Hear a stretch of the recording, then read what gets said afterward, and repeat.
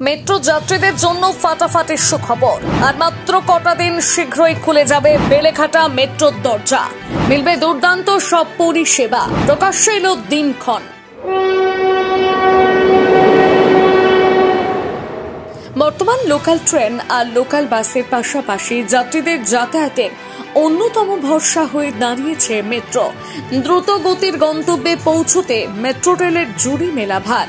এবার মেট্রো যাত্রীদের জন্য বড়সড় একটি সুখবর। তথ্যসূত্রে জানা গিয়েছে, লোকসভা নির্বাচন শেষ হলেই বেলেঘাটা মেট্রোর পরিষেবা শুরু হয়ে যাবে।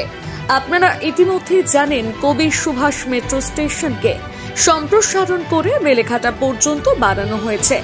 ইতিমধ্যে এই মেট্রো স্টেশনের ট্রায়াল রাউন্ডও সম্পন্ন হয়েছে, তবে পরিষেবা এখনো চালু হয়নি।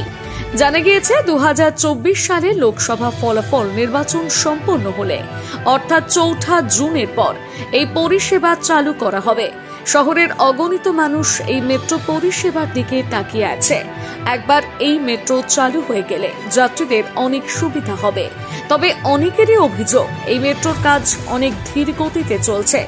যাত্রী থেকে সাধারণ মানুষের অভিযোগ, ধীর গতিতে মেট্রোর কাজ সম্পন্ন হওয়ার ফলে বহু বছর কেটে যাওয়ার পরেও এই প্রকল্প এখনো বাস্তবায়িত হতে পারছে না। এই পরিপ্রেক্ষিতে মেট্রো রেলের তরফে জানানো হয়েছে, খুব শীঘ্রই এই পরিষেবা সাধারণ মানুষের জন্য খুলে দেওয়া হবে। বেশ কিছু সিকিউরিটি সংক্রান্ত কারণে এই পরিষেবা এখনো স্তব্ধ রয়েছে বলে জানিয়েছেন তারা।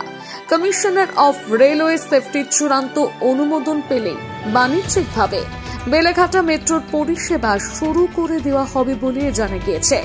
মেট্রো কর্তৃপক্ষের তরফে আরও জানানো হয়েছে, তারাও বেশ তাগিদের সঙ্গে চাইছেন এই পরিষেবা চালু করতে।